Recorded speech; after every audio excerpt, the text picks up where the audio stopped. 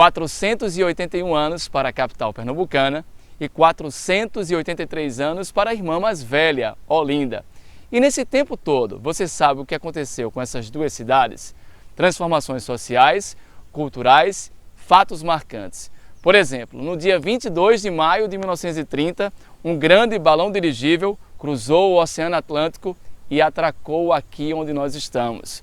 O Espaço Pernambuco começa agora!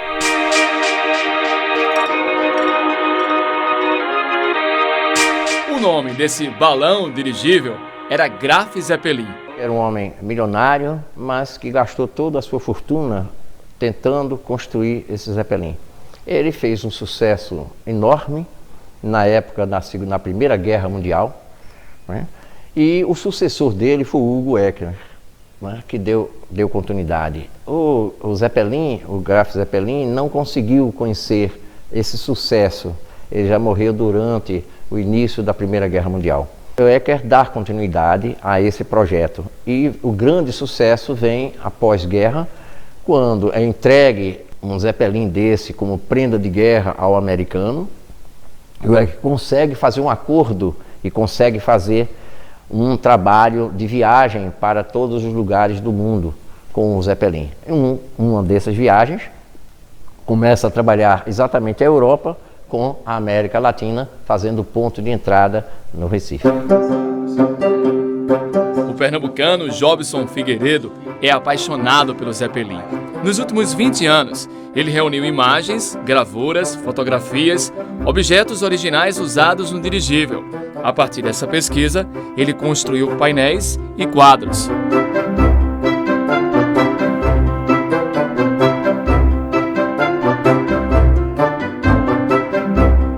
Jobson contou que o Zeppelin vinha da Alemanha e transportava 24 passageiros e 45 tripulantes. O balão tinha 200 metros de comprimento e 5 motores. O Zeppelin era uma construção que não existia computadores na época, tudo calculado à mão. Era uma construção toda em alumínio, em duralumínio, todo em rebites. Eram mais de 10 milhões de rebites colocados um a um. Não existe um parafuso nessa construção. São elementos todos em alumínio e essa estrutura formavam para as colocações de grandes balões na sua parte interna com hidrogênio. Essa estrutura, no caso do Hindenburg, permitia que tivesse salões de festa, tivesse não somente locais para dormida, para música, mas o Zeppelin também se prestava a fazer o transporte até de um carro, que foi transportado para o Rio de Janeiro. O Zeppelin, na verdade, era um grande hotel 6 estrelas que existia na época. Não só ser o único ponto de passagem de atravessar o oceano, porque não existia nenhum avião que conseguisse fazer essa travessia, né, de forma autônoma, mas o Zeppelin conseguia fazer isso. Essa passagem era caríssima, não era todo mundo que conseguia ter. Então, se você só tinha realmente os príncipes da Espanha, os condes, presidente da República, que o próprio Getúlio Vargas transitou, né? O grupo todinho de Vilas Lobos, que fez essa passagem, também foi para a Alemanha e tocou, né, as músicas e tal. Então, você tem toda uma alta burguesia da época e todo o sistema era um sistema perfeitamente burguês. O voo da Alemanha para o Recife demorava 3 dias. O Recife foi escolhido para ser o primeiro ponto de parada nas Américas. Leva-se em conta também todos os seus canais e entradas e corredores de vento e essa possibilidade de ser um caminho direto e com garantia dessa passagem de atravessar da Alemanha Recife.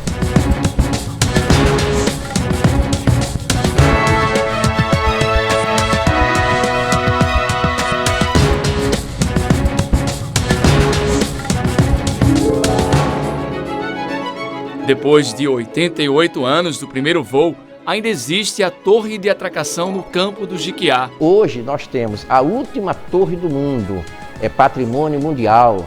Nós temos a única torre de atracação do Zeppelin. Isso tudo representa E é preciso que haja, e representa o passado, representa o patrimônio, representa a nossa memória. É necessário que se desenvolva esse parque, é necessário que haja o pertencimento, a apropriação desse povo, o reconhecimento disso, para que este povo possa cobrar e ter condições mais humanas de vida. Mas quem mora ao lado pouco sabe sobre o Zeppelin. O Zeppelin que eu conheço é um lugar que mora um bocado de gente. O Zeppelin era tipo um bloco. Um bloco? Sim, de dança, né? Mas já é passado. Uma doença? Não. Uma pessoa? Eu moro aqui 12 anos, nunca ouvi falar desse balão, não. Zeppelin é um monumento aqui que tem aqui perto do... aqui no quartel aqui. Não sei se foi no tempo de Santo Dumont, não sei, Zeppelin. Mas o povo preserva essa história do Zeppelin até hoje aqui.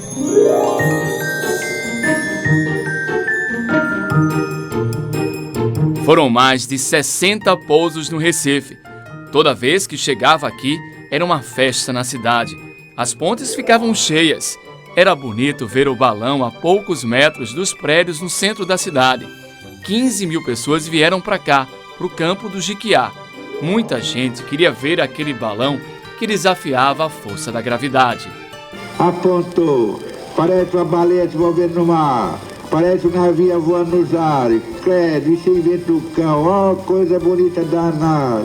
Viva seu Zeppelin, viva! O Zeppelin, na década de 30, né, de 1930, quando ele chega a Recife, é uma festa, né? É inclusive decretado feriado municipal. Então é um número enorme de pessoas que vão ao campo do Jiquiá ver aquele objeto estranhíssimo, né?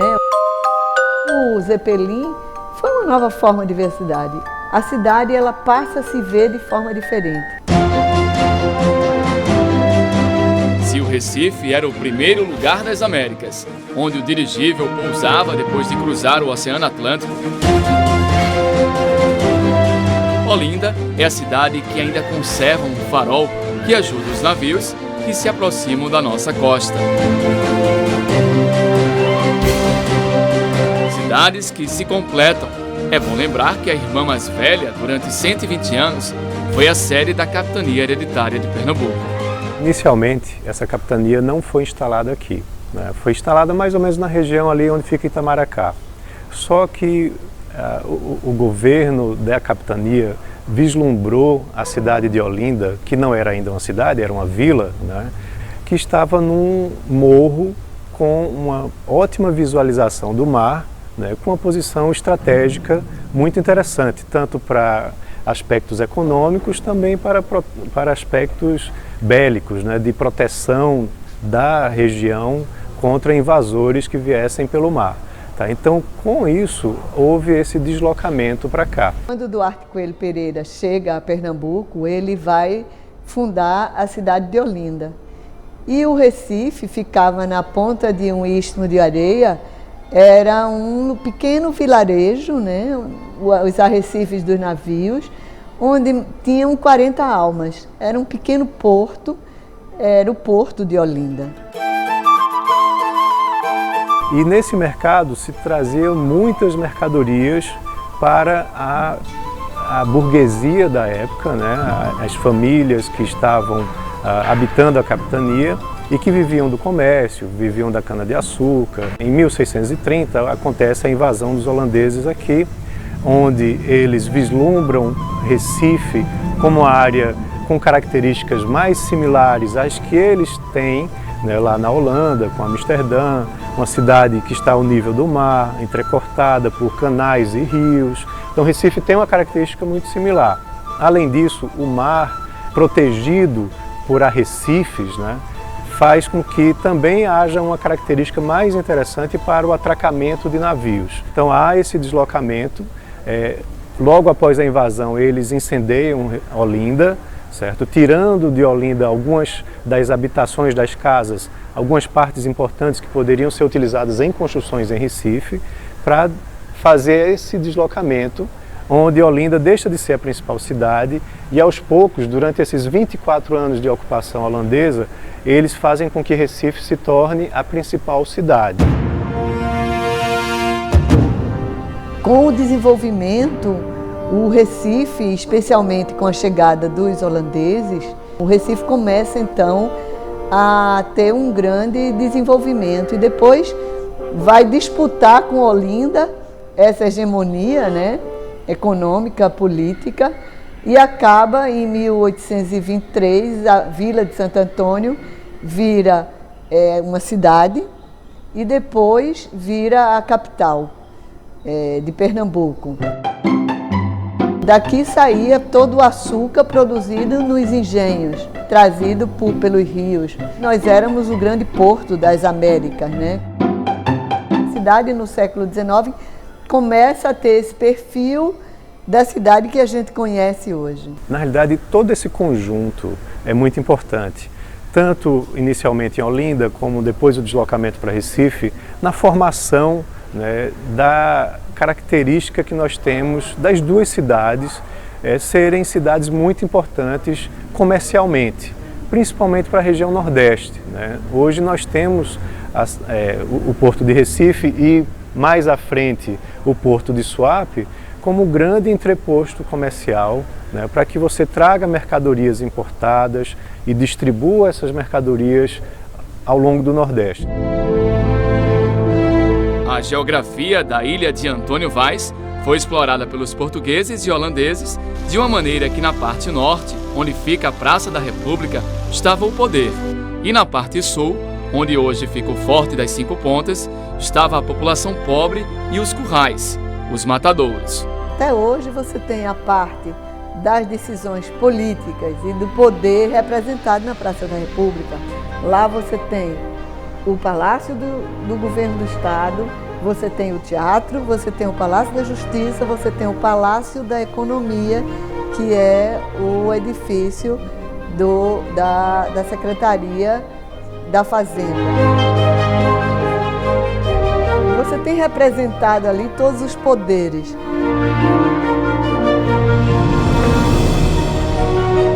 Você tinha aqui no sul o Forte das Cinco Pontas, era o lugar do resíduo da cidade.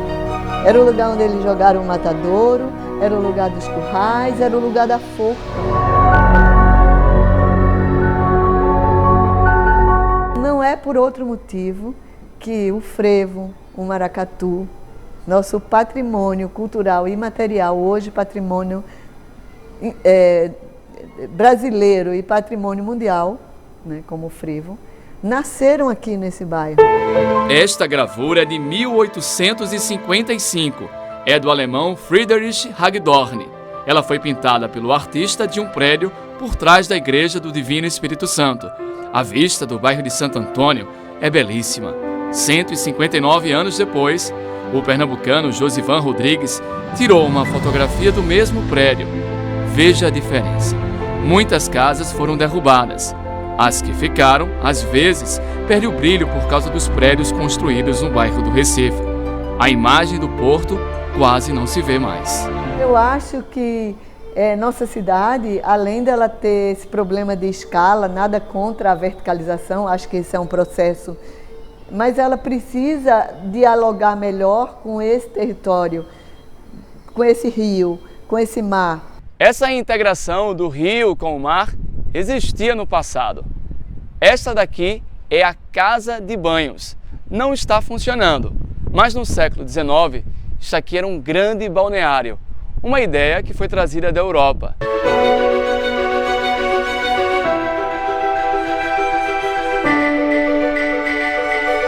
São quase 500 anos de histórias. O tempo pode deixar ruínas se a gente não cuidar.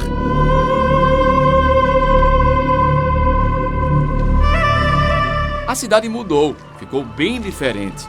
O porto da capital pernambucana trouxe desenvolvimento.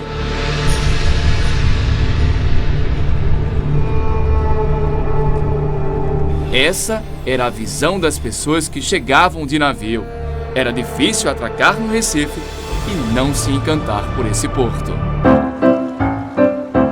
porto quase natural. Em 1880, aqui no encontro do rio com o mar, existiu o grande estabelecimento balneário de Pernambuco. Esse era o nome oficial. Os recifenses batizaram de Casa de Banhos. Havia piscinas naturais, banheiros, botes para as pessoas atravessarem para o bairro do Recife. A Casa de Banhos podia receber 350 pessoas ao mesmo tempo. Ela funcionou por mais de 40 anos. Arlindo é sócio da Marina Pernambuco Yacht Club, que funciona nesta área. As pessoas vinham aqui aproveitar essa maravilha que é esses arrecifes do mole do Porto do Recife. Um lugar ímpar, único. Em 1924, um incêndio destruiu o balneário. A Casa de Banhos foi recuperada, mas no mesmo período houve a construção da Avenida Boa Viagem, o que tornava o banho de mar mais acessível. A Casa de Banhos perdeu o movimento e fechou. Nos anos de 1990, o espaço voltou a funcionar como restaurante, que fechou há 2 anos. O vigia, que faz a segurança, sente saudade do passado. Tudo que tem saudade nunca volta, né? Então, a gente fica só guardando na memória as recordações boas, né, que tinha, né? Casa de Banhos no Porto e Casa Navio na Avenida Boa Viagem. 1950. O empresário Adelmar da Costa Carvalho realiza o sonho de ter um transatlântico em terra firme. Um casarão com sala de reuniões, quartos, suíte, cinema, salão de jogos e um restaurante. Na cobertura, uma cabine de comando. Ela chamava atenção. Era ponto de encontro de turistas e recifenses que nos fins de semana seguiam para Boa Viagem. A Casa Navio serviu para hospedar governadores, ministros e o presidente da República, Juscelino Kubitschek. A Casa Navio foi demolida em 1981. No lugar construíram o edifício Vânia, número 4000. Mudamos de cidade. O sítio histórico de Olinda é patrimônio cultural da humanidade. Garantia de preservação da memória de uma cidade que vai completar 483 anos. Mas nem só de casas vive a Cidade Alta. Você conhece a história das Bicas de Olinda? São 3: São Pedro, Quatro Cantos e Rosário. Elas foram construídas nos séculos 16 e 17 para atender a população pobre da cidade. A água vinha de um riacho que passava por aqui. Hoje, elas estão interditadas e devem ser recuperadas ainda este ano pela Prefeitura do município.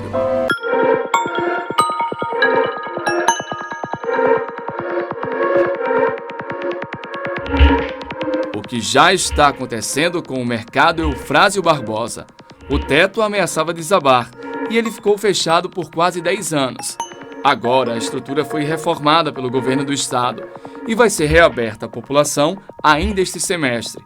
O prédio fica no bairro do Varadouro, região onde Olinda se desenvolveu nos séculos 17 e 18. Pois é, algo muito interessante, né? Porque tecidos que eram trazidos, importados, né, da Europa, digamos até da China, né, com aspectos bem elegantes para a época, eles eram comercializados aqui na região em varas compridas com pontas de ouro. Eles eram estendidos nessas varas e comercializados. Então, a exposição deles era glamourosa, né, e eram em varas de ouro. Por isso que depois ficou se chamando de vara de ouro, varadouro, e o nome terminou pegando.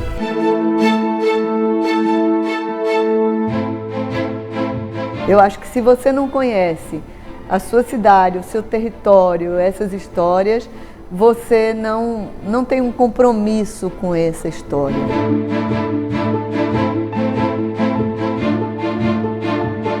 Se você não tem passado, você não conhece nem faz direito o seu presente. Por consequência, você não vai ter nenhum futuro. Se você não se apropria desse passado, se você não tem reconhecimento do que é seu, você não tem a coragem, né, de defender contra todos e contra todos uma destruição da sua própria memória. Ninguém ama aquilo que não conhece. Você só ama Você é apaixonado por alguma coisa que você conhece. Preservar os monumentos das cidades é preservar a memória de um povo. Parabéns, Olinda e Recife. Que o presente e o futuro sejam de belas histórias para contar.